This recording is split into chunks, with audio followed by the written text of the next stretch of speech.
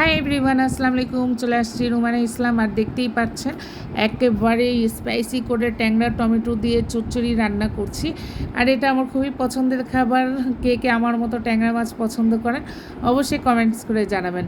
তো এই রান্নাটা আমার খুবই ভালো লাগে, তাই আজকে রান্না থেকে আমি ভিডিওটা আরম্ভ করে দিয়েছি। আজকে টুকটাক সব আমার পছন্দই রান্না করছি। আমার পছন্দ বলতে শুধু আমার পছন্দ মতো আমি একা খাবো তাহা না, এটা আমার হাজব্যান্ড আমার বেবিরাও মোটামুটি খায়। বাট বেবিরা তো ট্যাংরা মাছ খায় না, ওদের জন্য একটু চিকেন রান্না করে আগেই রেখে দিয়েছি। তো এদিকে আমি কিছু পুঁই শাক ধুয়ে নিচ্ছি, তারপর গিয়ে পুঁই শাক কুমড়া চিংড়ি দিয়ে রানবো। আর পুঁই শাক কুমড়া চিংড়ি যে আমার কী ভালো লাগে, খুবই খুবই। আমার মনে হয় এটা হলে আর কিচ্ছু লাগে না, এক প্লেট আমি ভাত এমনি খেয়ে নিব। কিন্তু রান্নাটা একটু স্পাইসি হওয়া দরকার। রান্নাটা যদি শাক একটু স্পাইসি না হয় তাহলে কিন্তু খেতে ভালো লাগে না। আর এই যে এখানে দেখতেই পাচ্ছেন মোটামুটি রান্নাটা আমি আরম্ভ করে দিয়েছি, মানে শাকটা দিয়ে দিলাম। এখন এটাকে একেবারে ভুনা করে নিব। এইভাবে শাক রান্না কিন্তু আমরা তিন বোনরাই খুবই পছন্দ করি। আর আমার আম্মুর হাতে রান্নাটা খুবই মজা হতো, আম্মু খুব মজা করে রান্না করতো। আমার ঘরে মিষ্টি কুমড়া আসা মানেই হচ্ছে আমার জন্য পুঁই শাক আসবে। আর যদি আমার হাজব্যান্ড ভুলে যায় তাহলে আমি অবশ্যই পুঁই শাক কিনেই মিষ্টি কুমড়াটা রান্না করি। আর ভাজিটা আমি খুবই কম খাই, যেহেতু আমার এইটাই খুব পছন্দ। আর এইদিকে মোটামুটি একেবারে ভুনা হয়ে যাচ্ছে, একেবারে আরও বেশি ভুনা করে নিব। আর বড় আপু আমেরিকাতে এইভাবেই রান্না করে। আপু একটু স্পাইসি লাভার, তো আপু খুবই টেস্ট, খুবই মজা নিয়ে রান্না করে। এদিকে আমি এখন কাবাব বানাবো। আর কাবাবের জন্য এখানে বিফ, চিকেন, তারপরে সব ধরনের মশলা, কাবাব মশলা সব দিয়ে এখন এটাকে আমি ভালো করে মাখিয়ে নিব। আর এটা করব কাবাব চিলি, না কাবাব চিলি গ্রেভি।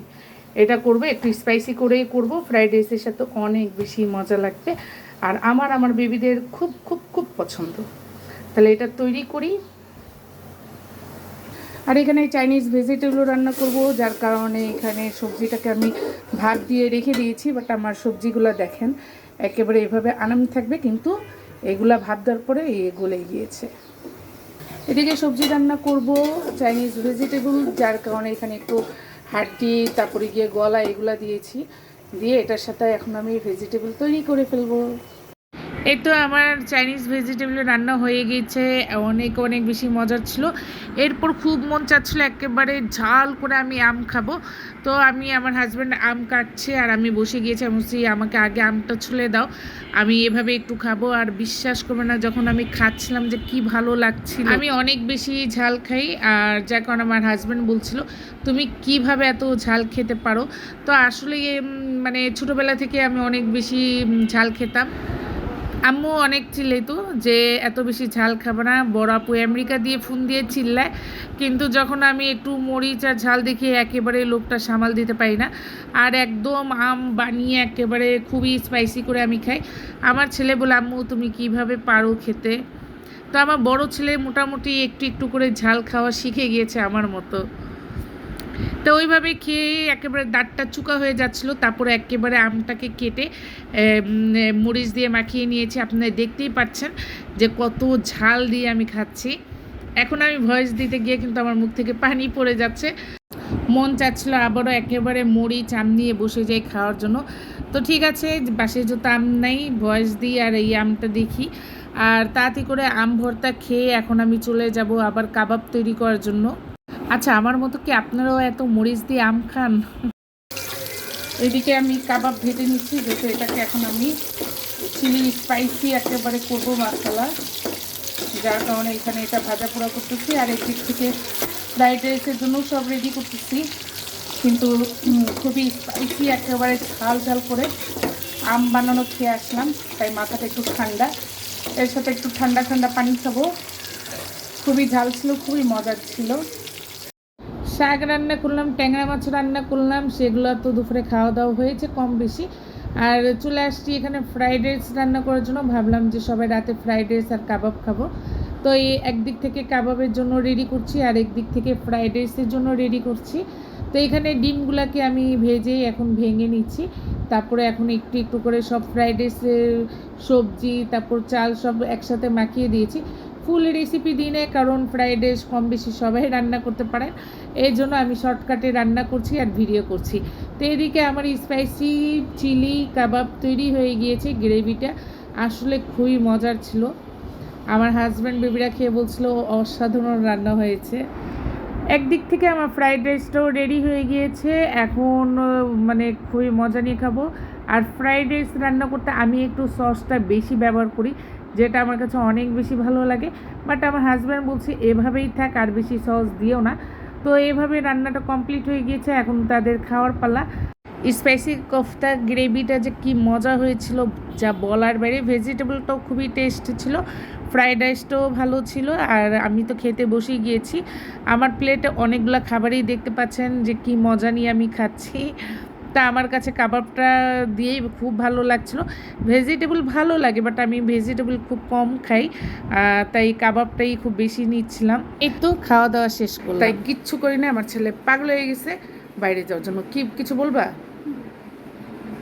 আসলে বাসায় যা যা রান্না করেছি সব কিছুই খালাম্মার জন্য প্যাকেট করে নিয়ে আসলাম এখন খালাম্মার বাসায়। খালাম্মা আমাকে অনেক অনেক বেশি ভালোবাসে, আর আমিও খালাম্মাকে অনেক বেশি ভালোবাসি। খেয়ে আসার পরেও খালাম্মা এখানে কিছু নাস্তা দিয়েছে, আমার তো পেটে একটুও জায়গা নেই। তারপরে একটা মিষ্টি খেলাম, তারপরে বের হয়ে গেলাম। এখন বাসার দিকে যাব। আর একটু 2 নম্বর শপিং মলে আসছিলাম, কিছু গাছ দেখতে খুবই পছন্দ হয়েছে, জাস্ট পরেই নিব, এখন একদম সময় নেই। আর এটা হচ্ছে পরের দিনে ভিডিও। আর এখানে রেডি হয়ে আমি চলে যাচ্ছি আমার বড় ছেলেকে নিয়ে হসপিটালে যাব, কিন্তু তার বায়না হচ্ছে সে কলাপাতায় রেস্টুরেন্টে গিয়ে আজকে সকালে নাস্তাটা করবে। তা আমি বললাম ঠিক আছে, বাট আমি রোজা, আমি খাবো না, তুমি খাবা। তো আমার ছেলে বলছিল প্লিজ আম্মু আজকে রোজা রেখো না। আমি বলছি না, আজকে আমি রোজা রাখবো, তুমি খাবা, আর আমি আমার জন্য কিছু প্যাকেট করে নিয়ে যাব। ও এখান থেকে আবার চলে যাব বড় ভাইয়ার বাসায়। তো এই তো সাজিদকে নিয়ে চলে আসলাম কলাপাতা রেস্টুরেন্টে। আমার ছেলে আমার মতোই বাইরে খাওয়া দাওয়া তার খুবই পছন্দ, ঘরেরটা খেতেই চায়। সে খিচুড়ি খাবে, বিফ খাবে, ডিম খাবে। তো যাই হোক, সে আর বিফ খায় না, বিফটা আমি প্যাকেট করে নিয়েছি, আর এখানে খিচুড়ি রেখে দিয়েছে। তারপরে এখানে চা নান রুটি খাবে, সে একটু চা খেয়েছে, নান রুটি খেয়েছে। বলে আম্মু আর কিছুই খেতে পারবো না। আর এই যে আমি আমার পট নিয়ে আসছি, এইখান থেকে আমি চা নিয়ে যাবো, একেবারে এক পট ভরে আমি চাটা নিয়ে আসছিলাম। বিশ্বাস করবেন না তাদের চাটা যে কী মজা। আমি অবশ্যই বলবো আপনারা একবার হলেও কলাপাতা রেস্টুরেন্টে গিয়ে চা আর এইখানে রেস্টুরেন্টের খাবারগুলো আপনারা খেতে পারেন। লোকেশানটা হচ্ছে মিরপুর 60 ফিটে বড় রেস্টুরেন্ট কলাপাতা রেস্টুরেন্ট। তাড়াতাড়ি এখান থেকে বের হয়ে চলে গেলাম বড় ভাইয়ার বাসায়। আর রোজা ছিলাম দেখে বড় ভাইয়া হালিমা নিয়েছে, আলু চপ, পেঁয়াজু, বেগুনি, অনেক কিছুই আয়োজন করেছে। আর এখানে বড় ভাই একেবারে গ্যাদারিং নিয়ে বসে গিয়েছে। নেহা এরা সবাই মিলে মুড়ি ভর্তা রেডি করছে। আর এই যে দেখতেই পাচ্ছেন মুড়ি ভর্তা আরম্ভ হয়ে গিয়েছে আমাদের খাওয়া দাওয়া। আর এই যে আমার বোম্বাই মরিচ। আর বড় ভাই এখানে এসে অনেক বেশি ভিডিও করেই নেয়, যেহেতু ভিডিওটা অনেক বেশি বড় হয়ে যাচ্ছে। তো আজকে ভিডিও ভালো লাগলে অবশ্যই একটা লাইক আর সাবস্ক্রাইব করবেন। আর দেখতেই পাচ্ছেন নেহার আমি কি পরিমাণ দুষ্টুমি করি। তো আজকের জন্য এখানেই বিদায় নিব। আল্লাহ হাফিজ, আসসালামু আলাইকুম।